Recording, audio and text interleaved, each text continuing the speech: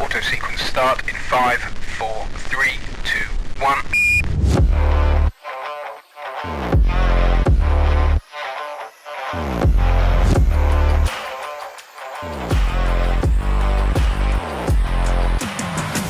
1. Well, hello there.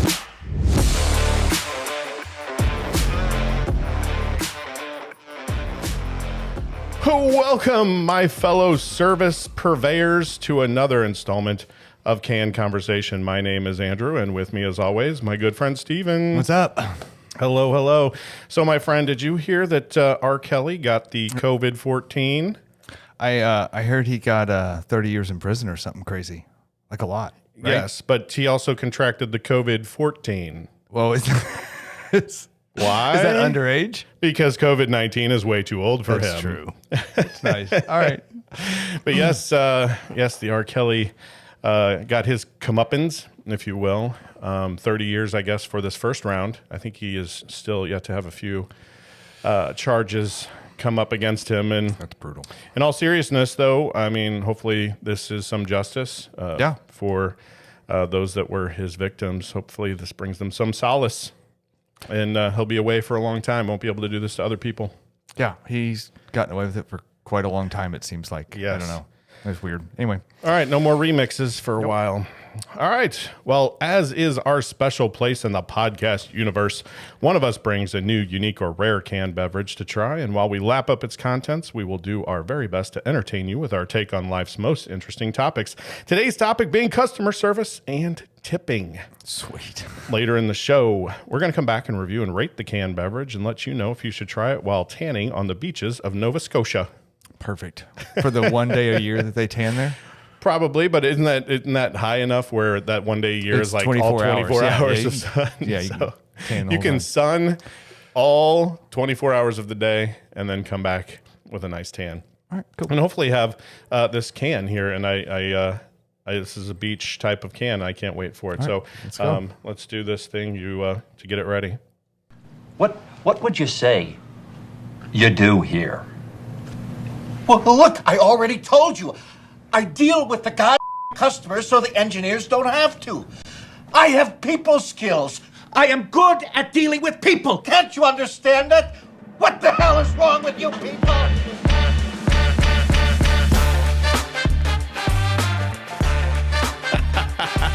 Just know, I think I've said that at work before. Like, I think I've quoted that exact line and meant it. Every word of it. Like, what do you do here? I'm like, listen, people like me. There you go. One of my favorite Office Space lines. Exactly what is it you do here? All right. So without further ado, let's introduce the can. What'd you bring? I brought a Pina Colada. Which I love. I've been wanting to do a Pina Colada for a while now, and I looked out there for various options.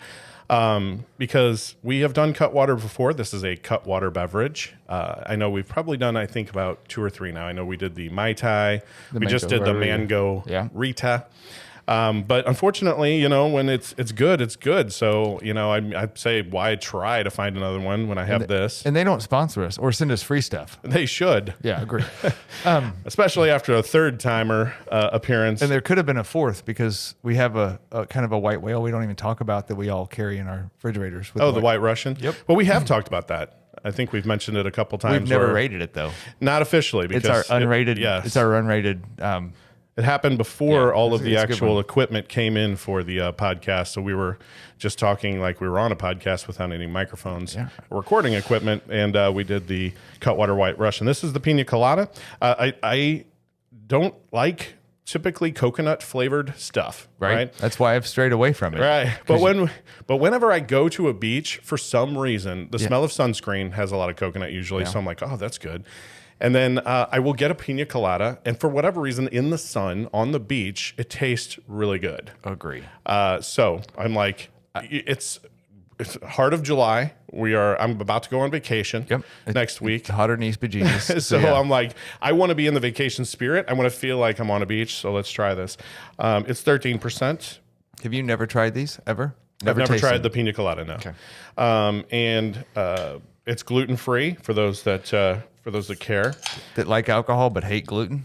It is one of their unique items. I don't think they always make theirs with rum. I think they do a lot of vodka. They do. From their line, but this is made from their Cutwater rum and a coconut cream liqueur. So I'm taking a bit of a gamble because, like I said, I'm not usually a big coconut fan, but I'm ready to. It's a cool little can. I love Cutwater stuff. Like, for one, it's because you only need one or two of them to like complete your evening. Especially one White Russian at the end of the night, and it's night time. I've done that a few times. Yeah, I have too. I got my mother-in-law hooked on the White Russians, and night time for her too. But yeah, pina coladas and mai tais and the margaritas. Yeah. And I bought, all disclosure, I bought their frozen pops. I guess my wife wanted to bring some some of those. icicle or ice pop things. Yeah, I guess that's like sort of the new thing this year. Maybe they've been around, I'm sure. But like, it seems like I'm seeing other people go like, oh my gosh, we have got alcohol these, pops. Right, we got these alcohol pops that when I was a kid, it was regular pops. And now. Are they 13% like these are? They're all the margaritas. I didn't look at that closely, but they're all they're like peach, strawberry, pineapple. And maybe the mangarita. I hope so, because I like that. But I got those to take next week. So, all right. So the inspiration for today, I already mentioned at the top of the show that we're going to talk about some customer service, and then it kind of dovetailed into tipping. I originally wasn't going to add tipping, but it seemed just a natural add-on and kind of in the customer service world, especially here in the United States. So the other day, it was just my youngest child and myself. The other two were doing their things in life, and so we were trying to figure out what we were going to have for dinner. And we finally settled on she wanted churros from Jack in the Box. I don't know whether I should say their name in this instance, but I toyed around with going like, it rhymes with Mac in the Knox. But I'm just going to say it. Yeah. They don't sponsor us. And they shouldn't. Not after this experience. Or we'll give them some pointers.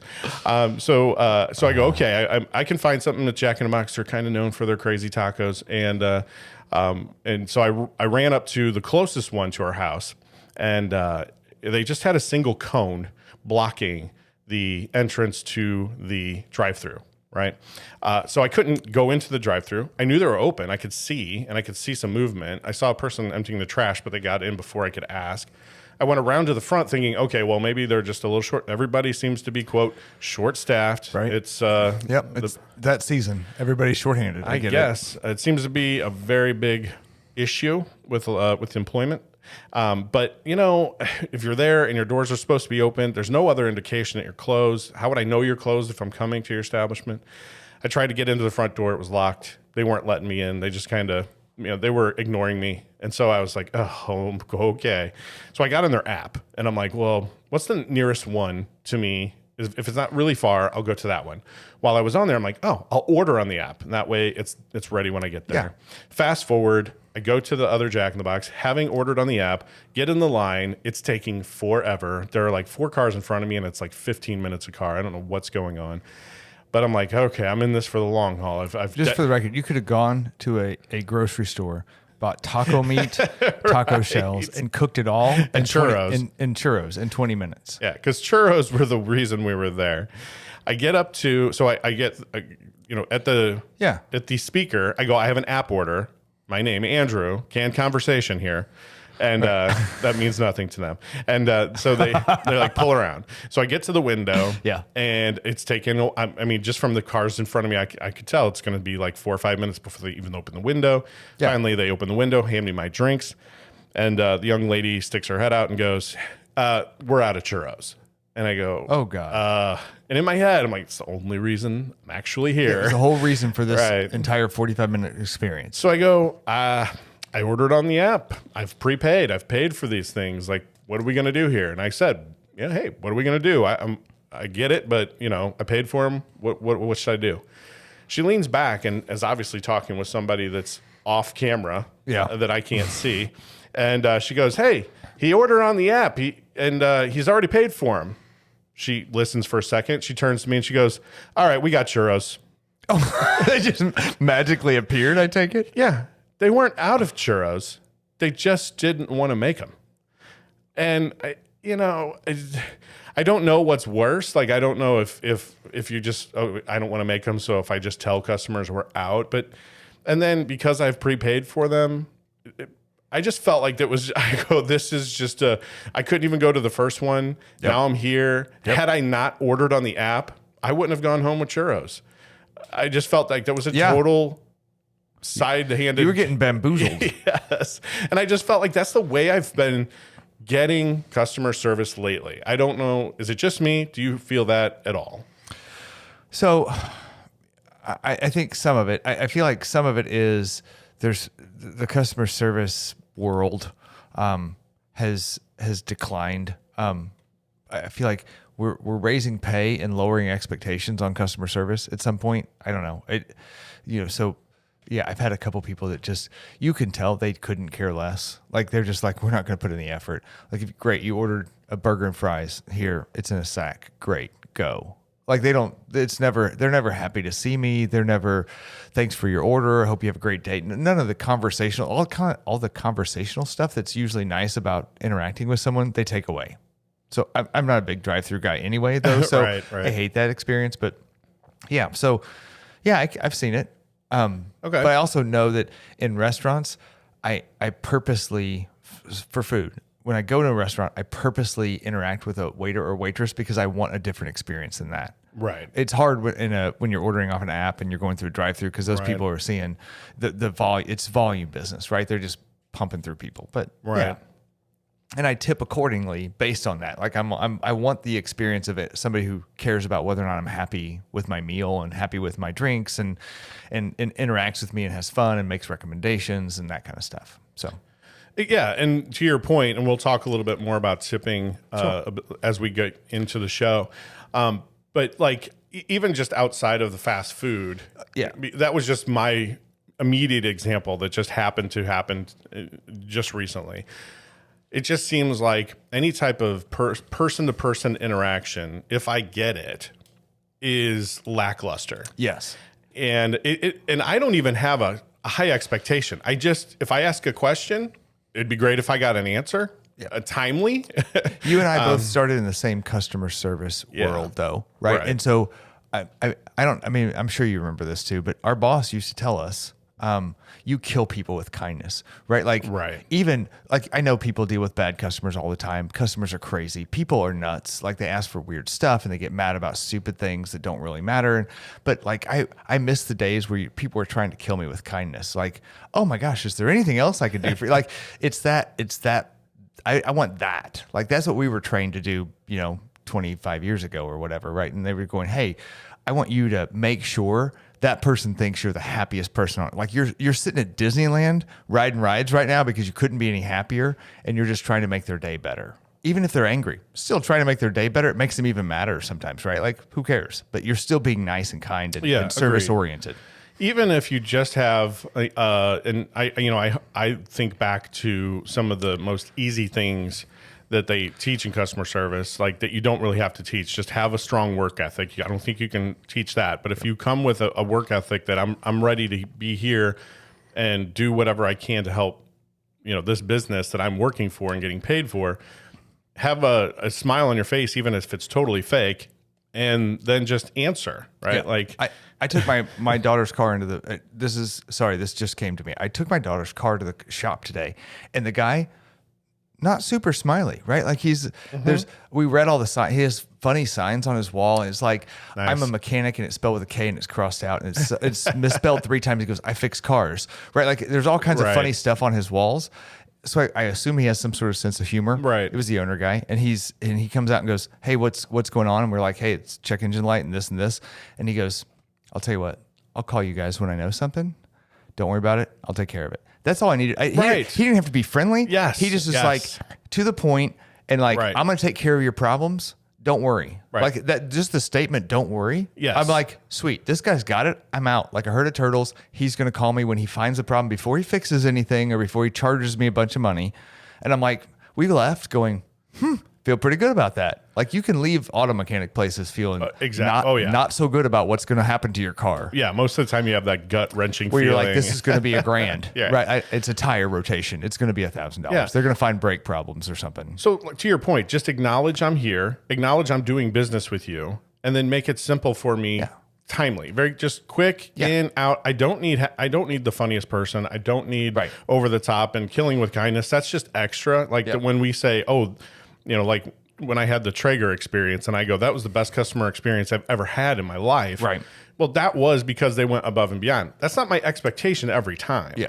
Your expectation is way lower than that, but at least it's cordial and it's you don't have a problem. You've come to me for something. I'm going to solve it. I'm going to get you the food that you ordered or the parts that you need for your car, or I'm going to make it easy for you. I need somebody who's going to make it easy for me or make it fun, like not a painful experience. How do you, and customer service right now, there's some places that aren't that, right? Like they're like, I don't give a crap what your problems are.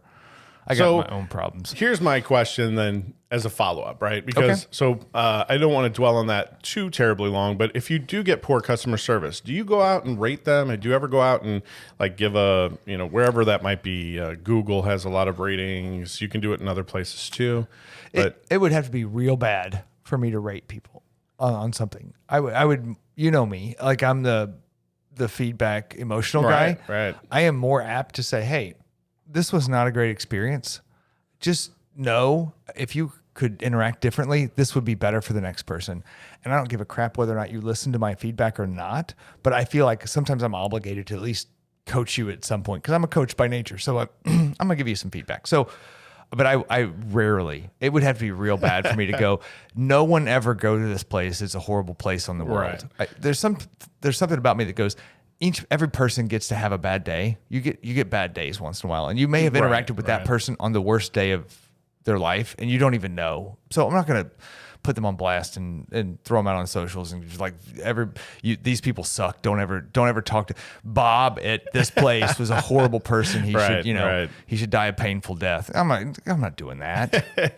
Not one of those. No. But do you put 5 stars out there? I mean, because sometimes if you Google something or XYZ at or YoDaddy or whatever. I don't want to just particular one, but they'll have star ratings on there. So and your eye goes to it. If you see something that's like rated a 3, do you stray away from that? Like because you said it would take a lot for you to rate something low. What about rating something high? So oddly enough, I talked about this with my wife and so it's one of those things where you go, do you believe what the angriest user would say? Right. And sometimes that person's having the worst day of their life or having a bad day. Right. And that's not an accurate rating of their service over time, like an average.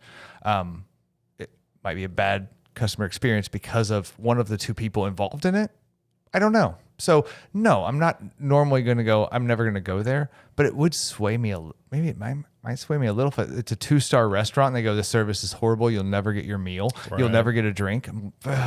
It would be hard for me to go there. Yeah. But if they said they had good margaritas, I'm probably going to go there. True. Just to check. I call it. Then there's a couple of the Amazonization, right? Because Amazon, right? Okay. I feel like Amazon has almost taken over Not the world. amortization, which is a whole different problem. Financial world. Whole nother.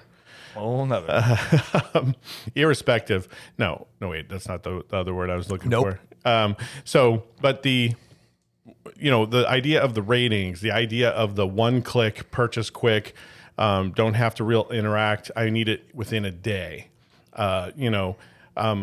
I almost am, I guess my final thoughts here before we start to kind of get into the tipping aspect of it in terms of customer services, to put a cap on it, have we gotten to a point where basically we have super high expectations where we feel like everything should be at the ready, immediate and fast, and ratings, can dictate what you do?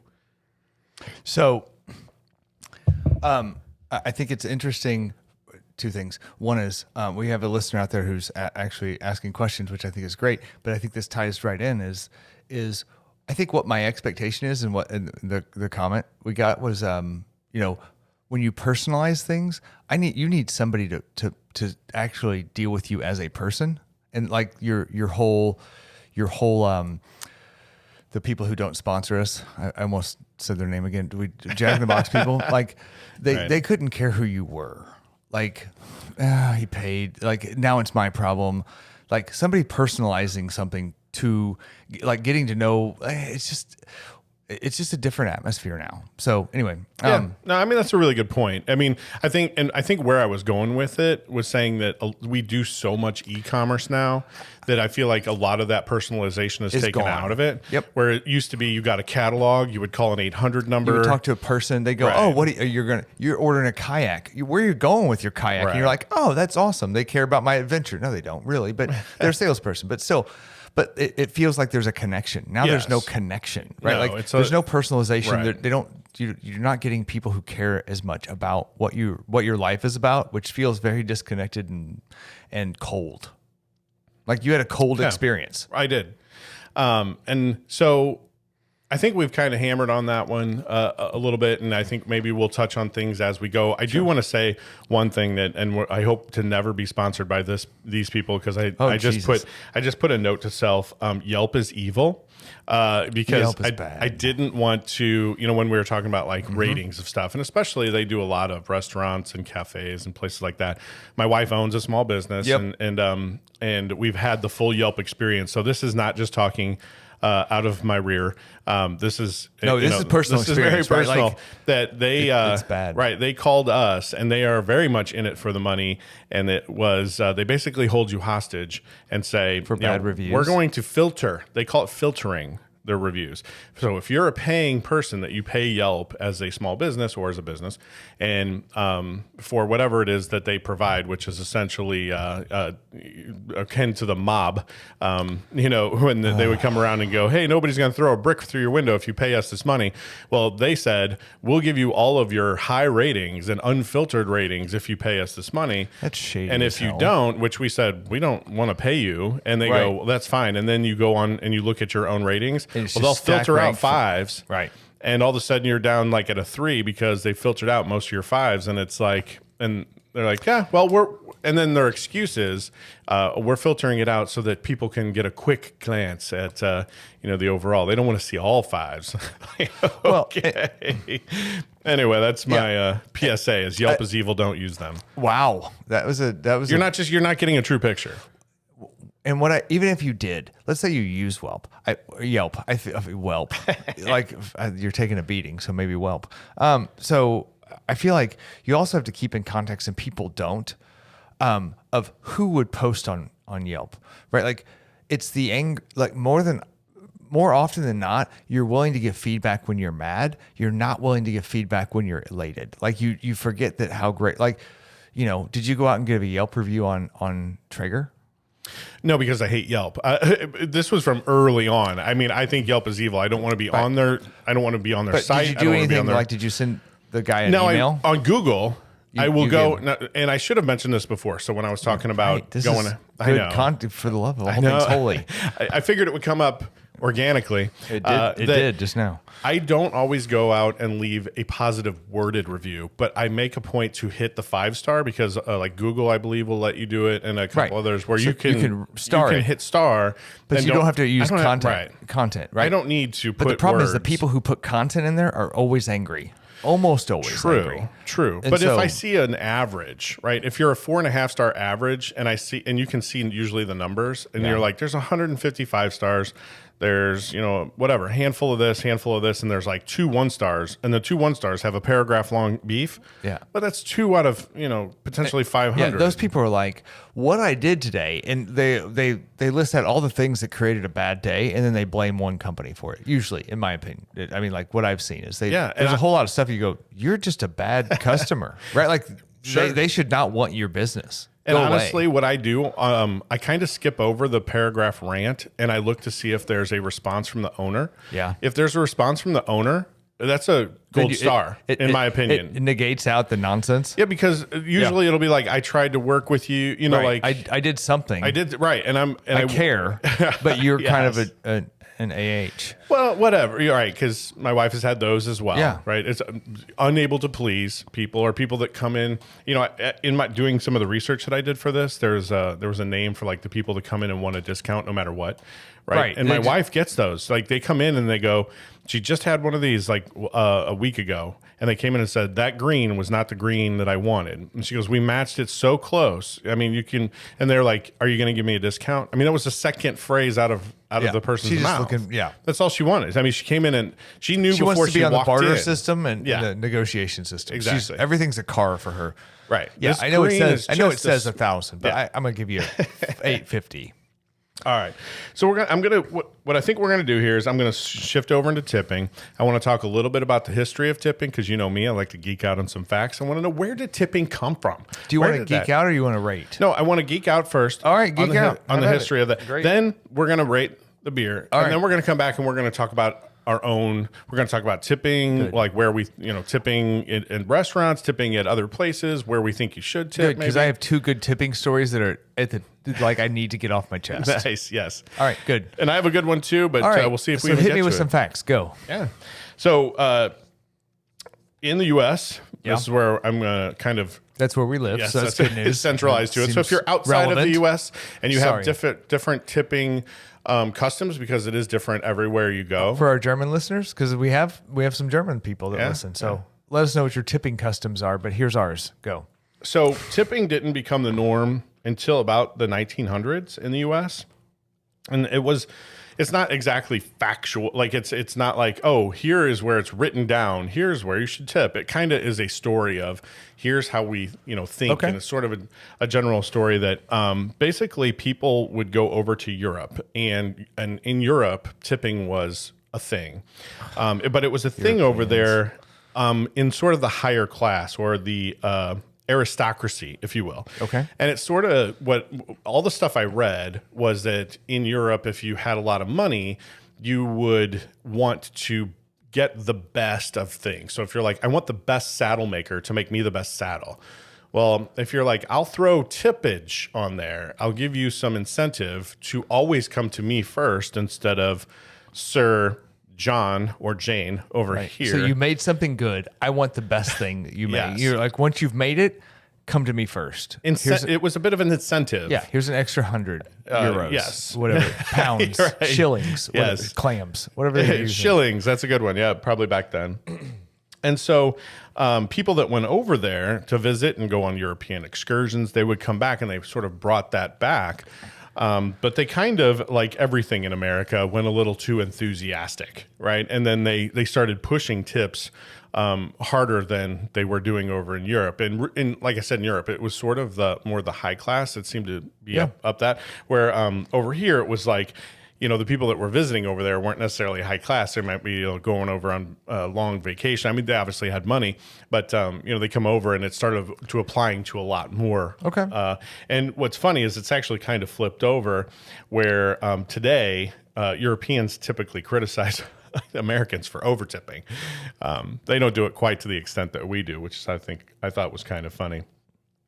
The big thing that I think will play a part when we start talking about tipping is in the 1960s, U.S. Congress decided that they were going to put something into law called the tipping credit, which meant that an employer could pay an employee under the minimum wage if they earn tips. And I know people know this, but I'm setting it sort of as a baseline, because like when we start talking a little bit about tipping, when you're talking about waitresses and waiters, and they make way less than minimum wage, and their tips are their primary source, right? So I think that's going to sort of differentiate when we talk about tipping potentially at a restaurant versus tipping your hairstylist, maybe Your mailman. or somebody else. We'll talk about that later. Yes. Keep going.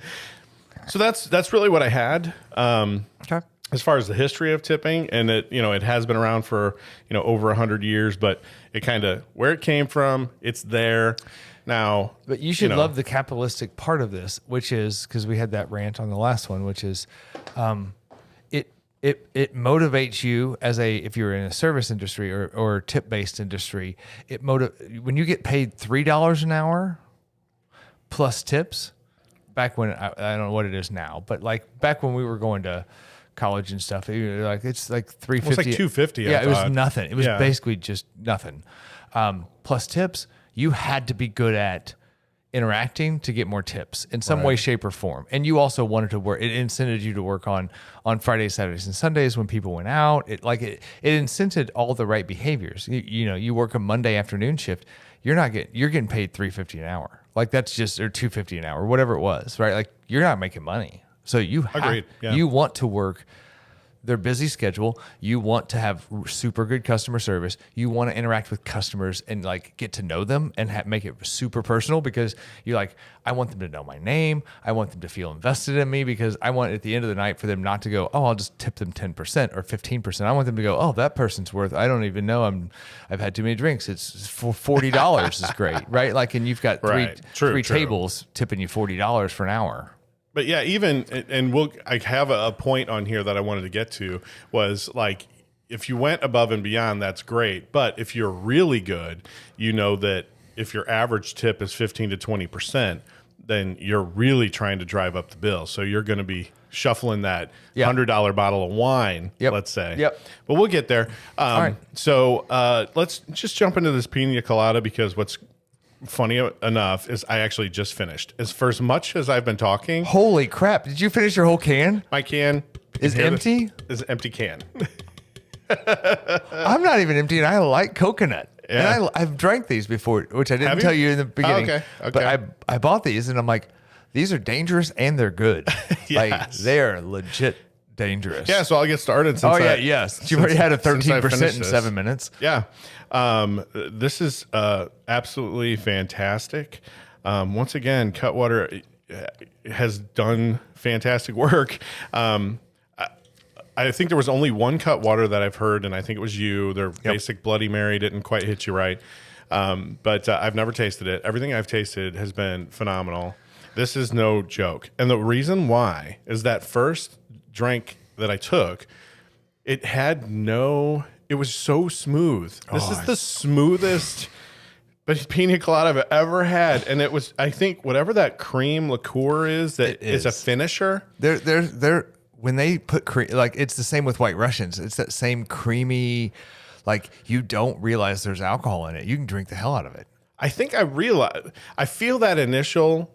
It's a taste development, and I don't get a lot of this, right? Like we always talk about, we have an immature palate compared to what some people talk about. We thought we had a mature palate, and then Andy came on and was like, dude, you don't know anything. This starts earthy, then goes into some grains, and then finishes with an oak. Amateurs. But this really does. It starts with the rum. I feel that rum hit. Yeah. And it's a good little, there's that beachy taste, rum, and a little coconut. And then it finishes. Somehow it holds off.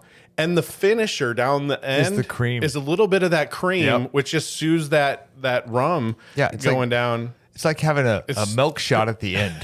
But it's not overpowering. No. It's not like, this is crazy milky or crazy creamy. It's just enough. It's just the right amount at that end to really, man. You're jazzed up about it's this. So I'll good. be honest with you. I've yet to see you just jazzed up about something. In a while? Yeah, it's been a while. Man, it is, And especially coconut with stuff. coconut, right? That's weird. I think it's like you like in a mint drink, which also doesn't I wouldn't happen. even get that. Right. Although every once in a while, like, somebody's like, try this mojito. Really, it's the best mojito in the world. I'm it's a mint. So where are you at with this? I'm gonna go solid 4. What? It was so, I just cannot. The coconut, I'm not gonna push this on other people. You've never finished a can before we've rated it. I have 0 times. Right on. It just went down so smooth. I know I'm really between it, but I don't know that I'm gonna push this on other people just because, you would. Why are you not pushing this on other people?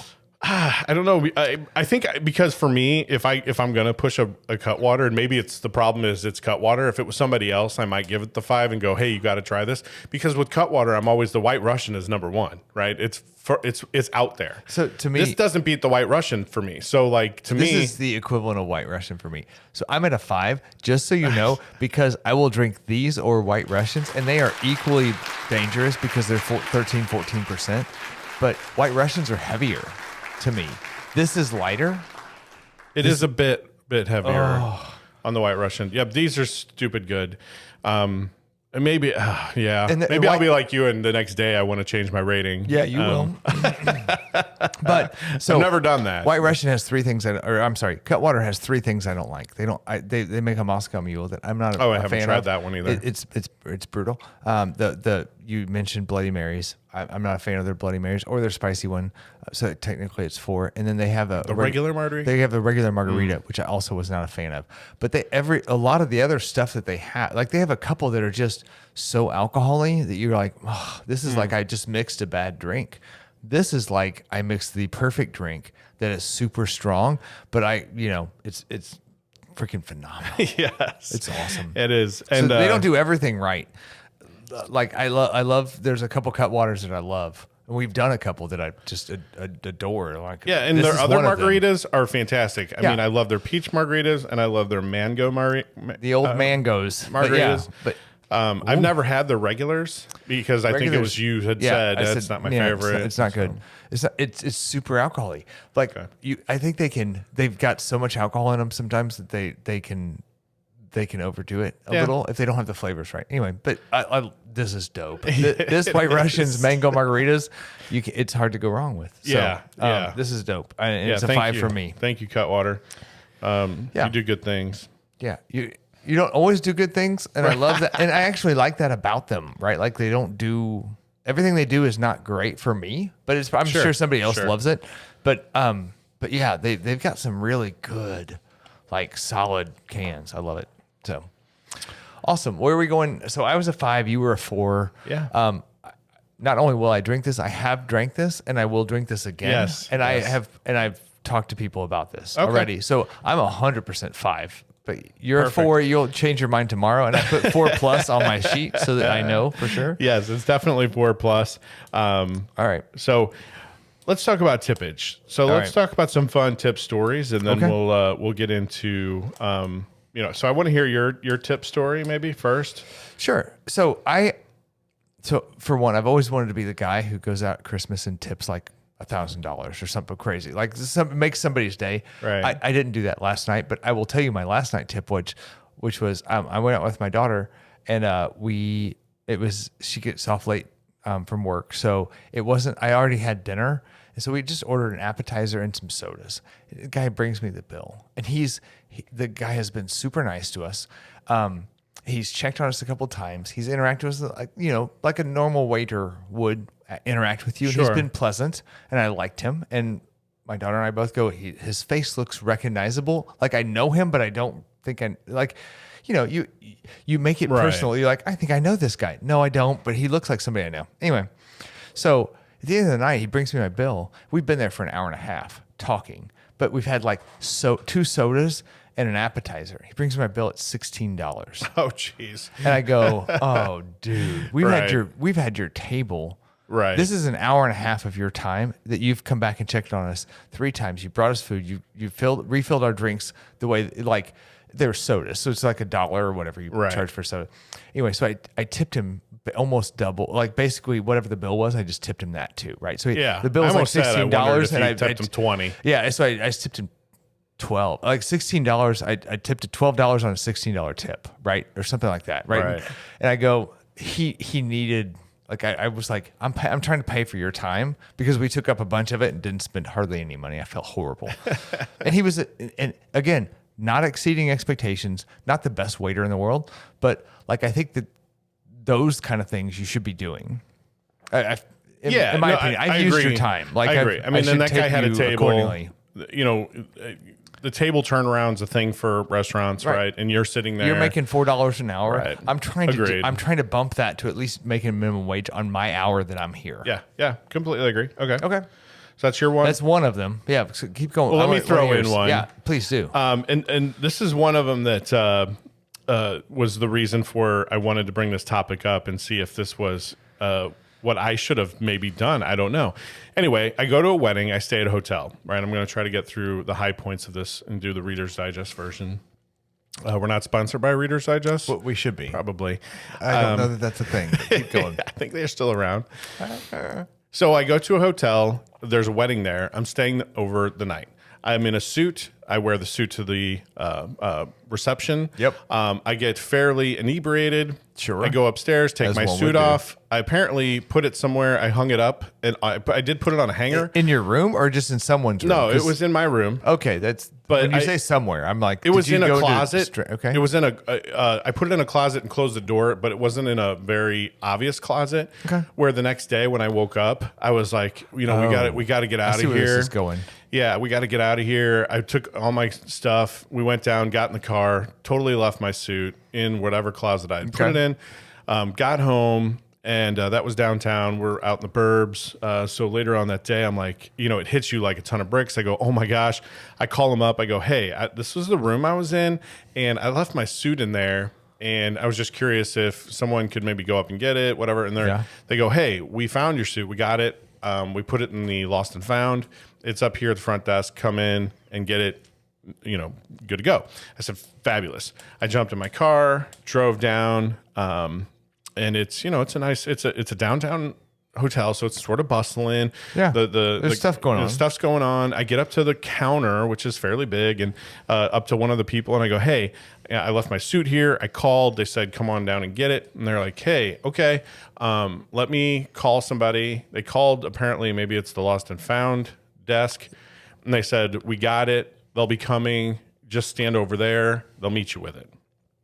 Nice gentleman. I see a few minutes later is approaching me. He's obviously in a uniform of the hotel. He has slinged over his shoulder my suit. I can tell it's what I brought it in, and like the garment bag kind of thing. And I go, cleaned oh, it. Did they I'm clean like, it oh, for that's you? so great. No, and I walk up to him, and he goes, I go, hey, I think you got my suit, and he just stuck out his hand.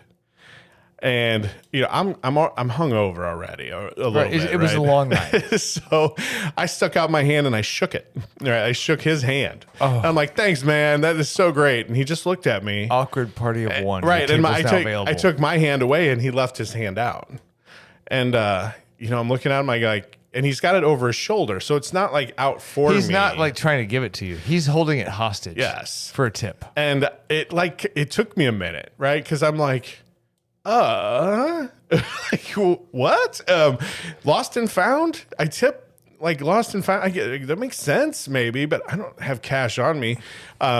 Try to Venmo him or something? No, I just was like, sell him? Hey, I don't really, I looked at him and he could tell I'm like, I threw up my hands in that, pose. I don't have nothing. I got nothing for you, man. Nothing. And he just Like then he's a homeless man with your suit. And he took the suit and he flipped it over to me and he handed it to me. And I'm like, thanks. That was great. I appreciate it. And then I walked out to the car, put it in, I started driving. And the whole drive home, I'm You kind feel like of a working super through jerk? this. Should I have? I don't know. That's what I go.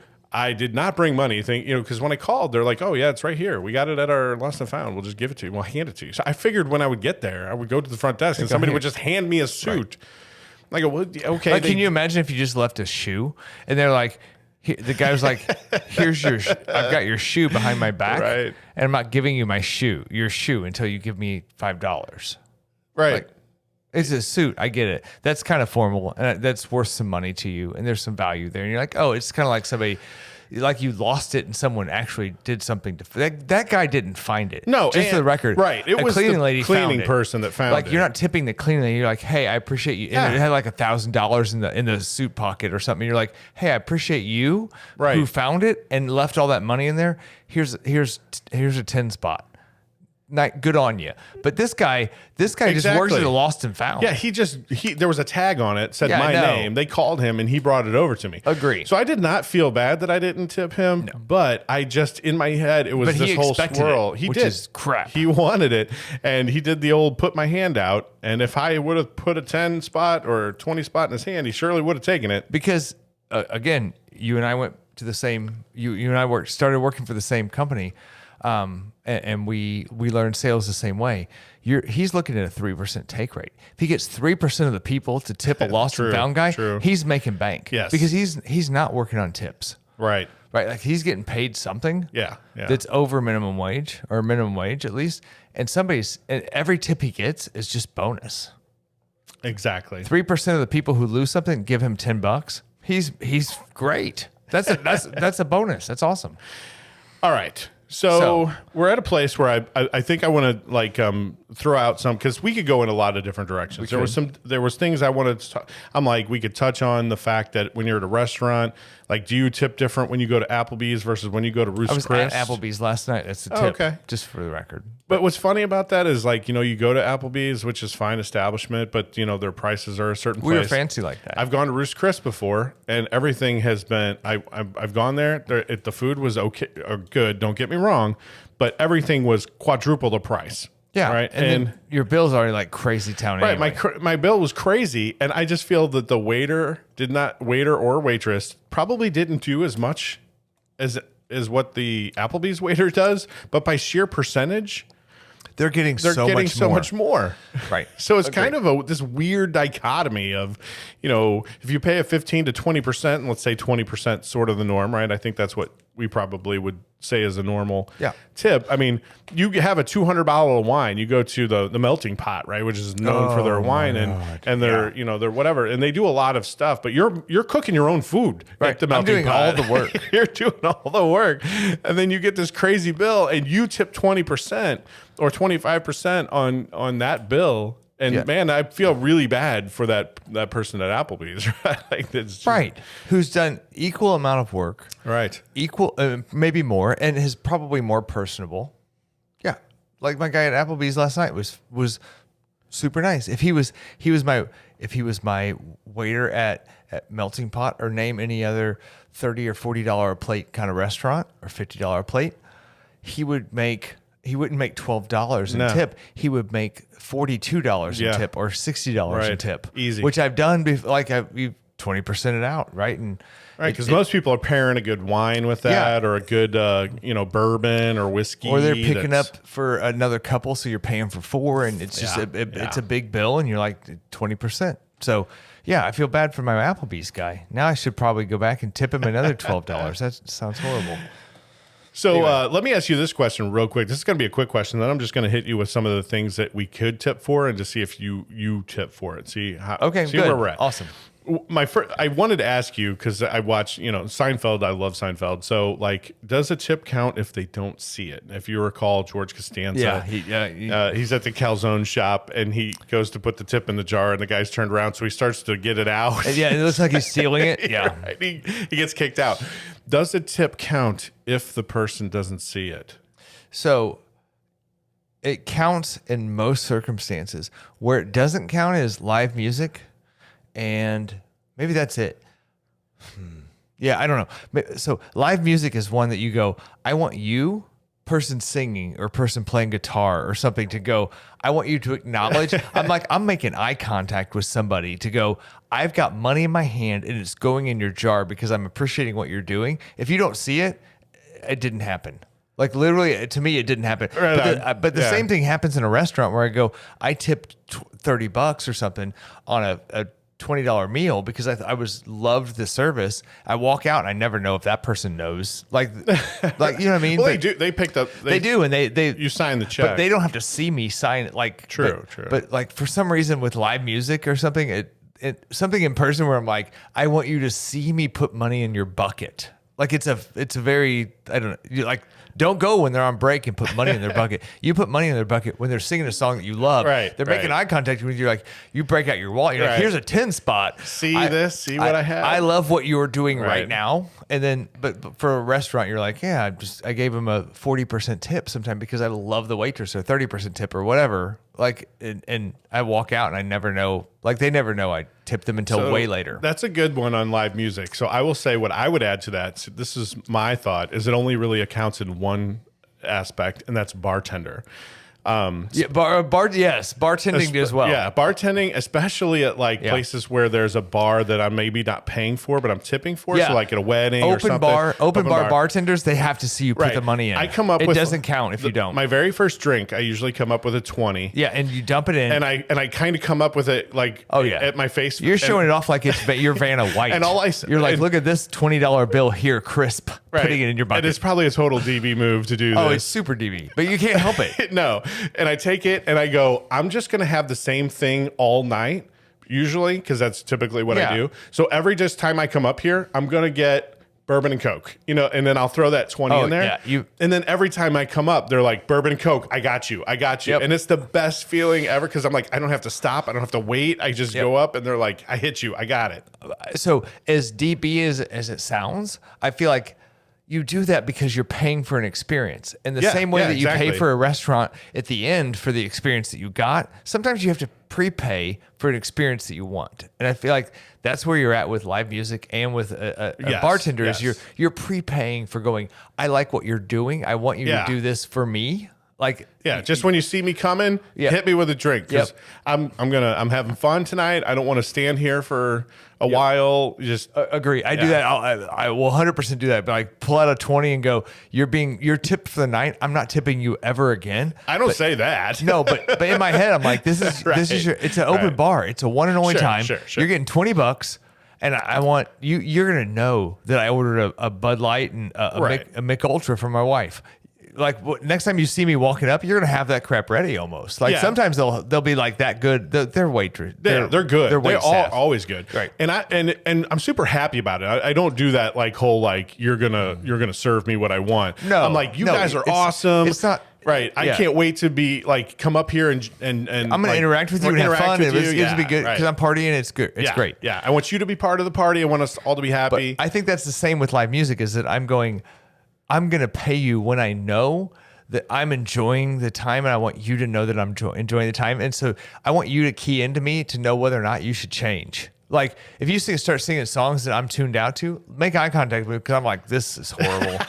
Don't sing that. Please stop playing Smash Mouth. Yeah. You go back to Hootie and the Blowfish or like do a weird cover of Metallica or whatever I paid you, like whatever I gave you a 20 to do. You're like, oh, I'm gonna key into that guy. He's got money in his pocket.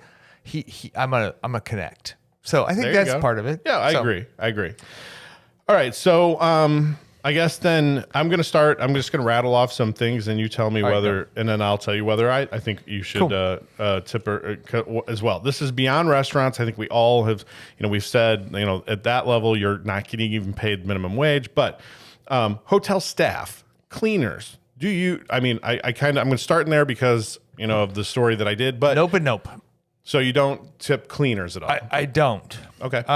Because I feel weird leaving money in a room where they're going to turn it into lost and found versus thinking it's a tip. No one's turning money into the lost and found. Agree, but it's in my head. Unless it's in a wallet, maybe. And then perception is different than reality sometimes. And like my perception is they'll go, oh, this person accidentally left, $5.32 on their nightstand. All right. So on a one night stay, I don't typically tip because they're just, they're rolling it over. But if I'm staying a couple nights or at a place like we're going next week, Black River, totally tip there because it's also family owned and all that. Right. So it's for sure tip those nice people because they know that makes a big difference. Yeah. And they're getting sand out of my carpet. Right. And, they're going beyond. And all kinds of weird stuff. Like that's valid to tip there. You should tip there. Yeah. It's not just at a corporate, hotel where you're going one night. So, all right. Let's go with car wash. No, I don't. Really? I have a truck and I don't wash it. So no. Do you not go through the car wash? No. Oh, see, I have a car that I really love, and then when I wash it, I really you tip the car washer. Oh yeah, I go to the place where at the end of the car wash they're hand, doing things. They're shamming and the whole thing off so it doesn't have water spots on it. Yes, I bring 2 5s and I plan on tipping $10. And then if they why don't you just bring a 10? Because every once in a while, in case they suck, you're going to they will suck, and I'll tip them 5. They'll do less, because the place I go, they're really good. They really take care of it like it's their own car. All right. Where they have an air hose where they'll when you do your keyboard with a little air can, they'll do that with your grill and stuff. And I'm like, dude, that's $10 worth of tip, man.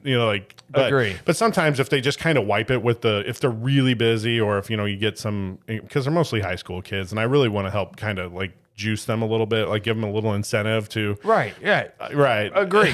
Right. But if it's just the one kid who just takes a towel and is just wiping off the water, he's like, and then, okay, you're over here, and then $5. Okay. So I'll go that. But okay. Food pickup. If you pick up food, you call ahead and and you order pickup and you go and pick it up. This is tough for me because I've done this multiple times and I've done it both ways. there's been times where I've just put a line through the tip and just wrote the total down and be like, you didn't do any work. But there's Right. also places that I go that I feel like I still tip them but I won't do like 20%. I'll be like 10%. So A couple bucks. yeah, I'll just take a decimal point over.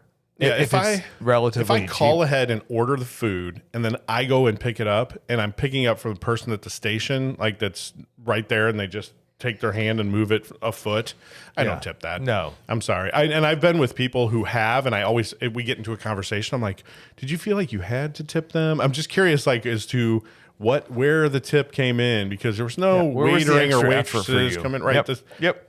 You know, the chef literally handed them a bag and set it on That the counter. chef's not getting it. Right. That chef's getting paid hourly. So I don't pay. If I'm picking up the food, I'm doing the work. I'm driving. I'm Yep. using my gas. I'm going to you. Probably specifically so I don't pay all the service charges and the stuff now that is associated with food delivery.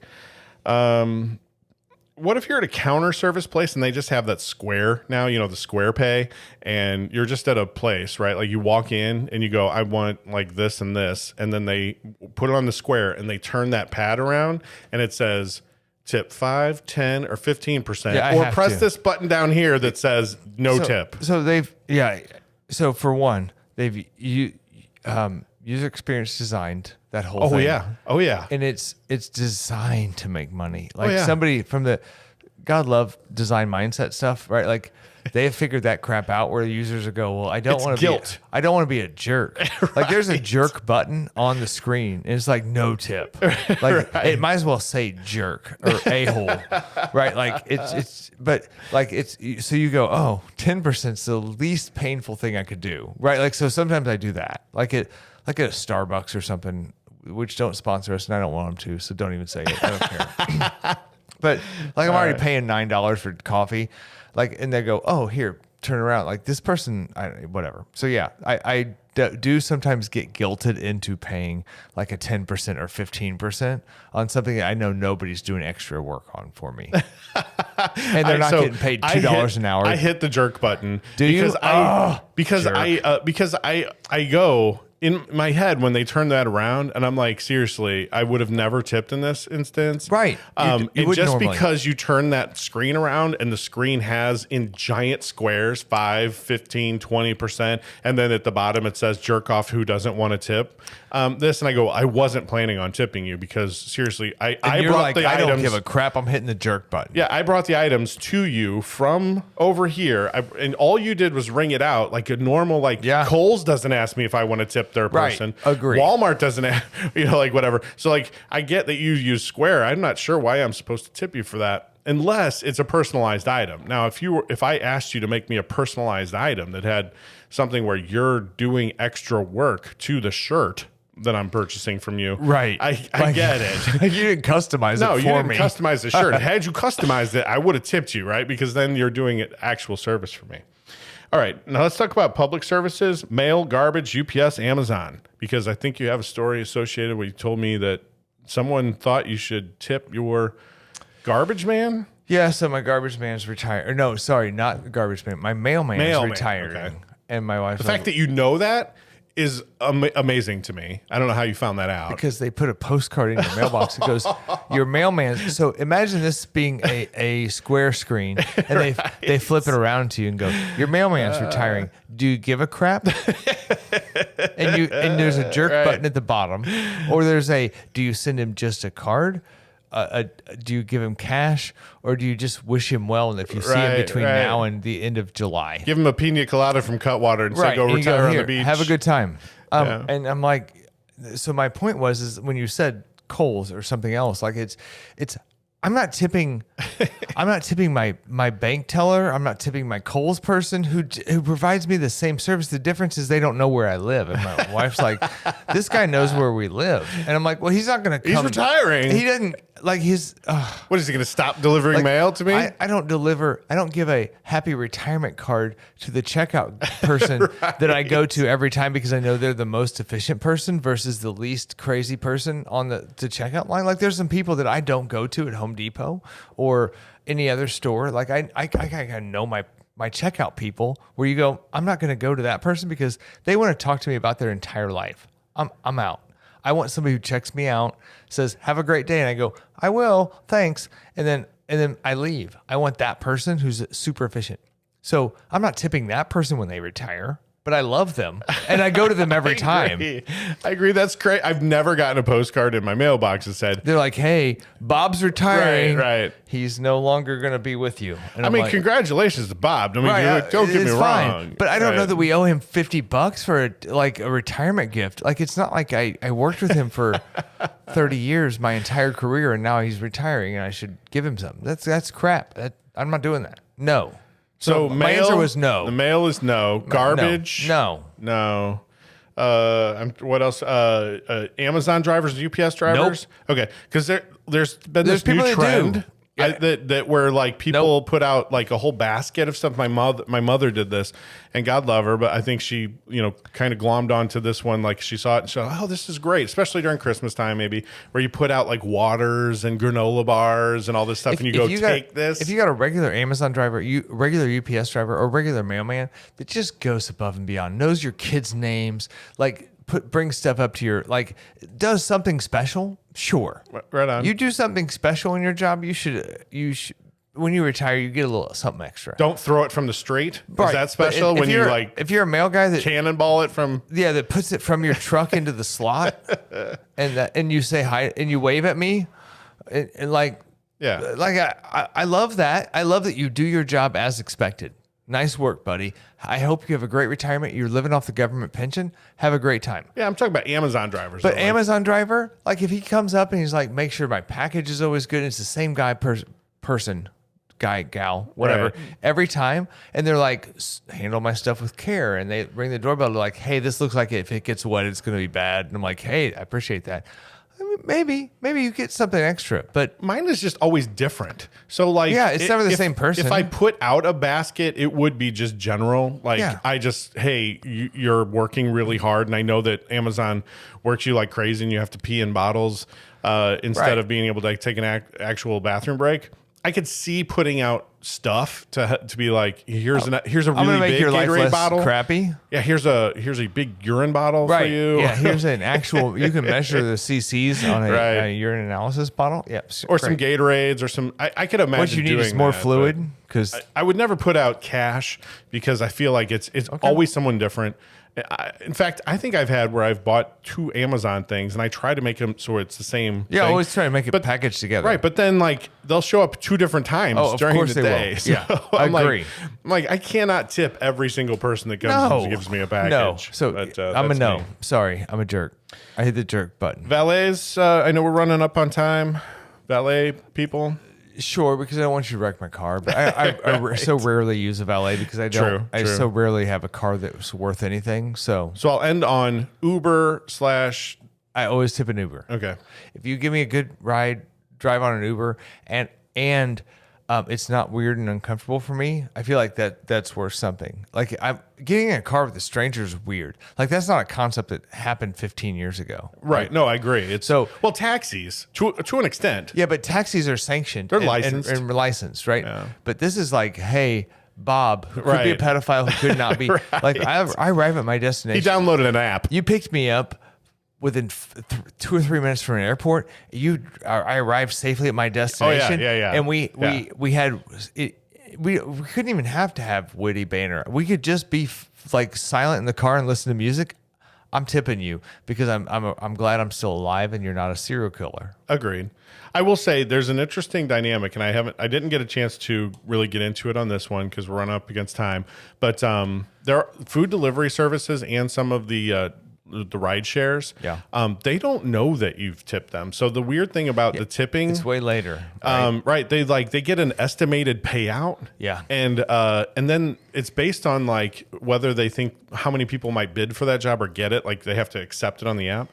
And then if they don't get it, all this that it'll start going up, right? The expected payout. So they might not get a 1-for-1. It's kind of a weird dynamic. It's a weird algorithm. I'm always going to tip. because I always, in my heart, I hope that it's sort of going to that person, because I'm like, I did not get out of my house. That person went and got my food for me or brought me to a place safely, because I was You're really hoping capitalism works, but then you're finding out later that it doesn't. Well, there's a weird nuance to that where the company gets involved and you're like, hey, they stop take a messing cut of that that. up. Yeah. And I want the person that's doing the job to get the tip. So what are your final thoughts on tipping, if any? I think you tip for experience. And anytime anybody enhances your experience, you should tip them. And that can be weird in some ways, I think. But for me, I want people to interact with me, and I want people to care about like me being a client or service or customer of theirs, right? Like, so anytime you do that and you interact with me and you personalize my experience and you enhance it, I'm tipping you. Anytime I don't think it's necessary, I get caught in the weird, awkward, hey, I've got your suit, what are you going to pay for it kind of weird tips. And I've been there. And so I get that. It happens to all of us. Because I'm like, you didn't do anything. Like my experience was like, I left crap there. So I've been there too. So, but that's where I get caught off guard. And I'm like, I don't know that I know the social norms of tipping to the extreme where you go, I know you should always tip this guy and not that guy. And I'm like, my wife and I argued about the mailman, and I'm like, I wouldn't have tipped the hide or the lost and found guy. And I'm like, I always try to keep like $10 in my wallet, broken down into a little like a 5 or 2 5s or 5 1s and 5, because I never know where I'm going to be when all of a sudden a situation arises where when somebody wants money, where it's like, oh, I think this is a tipping situation, and I don't want to be like, I'll push the jerk button on the square in certain instances, but then like on other instances, I'm like, no, I really think that this person does deserve a tip. So I'm with you. I do love I like the idea of tipping, and in capitalism, using it as an incentive to do better customer service. I don't know that we should necessarily expand tipping beyond. No. I think waiters and waitresses should probably get a bump in pay. I hate that because I didn't get to this either, that sometimes I think everybody goes into that 15 to 20% range and it just becomes the norm. Yeah. For even average service, you get 20%, which is ridiculous. Right. They could go above and beyond, and then, the person comes in is just a person that just tips. I always just do 20, or I always do 15, and so that, like they're not necessarily representative of how their performance was. But I mean, we could go on and on for another hour on this. It's a really great conversation. And I hope you all enjoyed it. So if you have any fun tipping stories akin to our tipping, whether we should or not tip the mailman for his retirement, whether I should have tipped the suit giver, or whether you think customer service in general these days has gone downhill because of the Amazonization, which is That's not even a word. Yeah. Go out and get a Cutwater Pina Colada, because they're really, really good. Find us on our socials. Hit us up and tell us what you think about customer service in general, or where we missed the mark, because we could have missed the mark today. I know we had some live listeners, and for a while we had a couple, and that was awesome. I know Nick's on still, and which is dope. And I know he's in the customer service business, which is nice, which is awesome, right? So we had some interaction, which was cool. And we mentioned earlier hitting stars and not having to leave comments. If you want to leave a star rating for us, we would greatly appreciate it. I know sometimes it feels weird. It does. But like all you have to do is when you exit out of this episode, then you just see those stars. You can just hit the stars, and you don't have to put a comment. Like you don't have to, to write stuff down and feel weird about it. So, or take that amount of time. It helps us. It helps, give us feedback and how we're doing. So do that. Be cool, be kind, love each other. Yeah. And if you want to be like Nick, listen live. It's usually on Thursday nights. Check us out. Subscribe so that you get the live notification, so you can come listen to us live and hang out. And we interacted with Nick all night. So that's awesome. Nice. Thank you, Nick, for listening. Thanks you.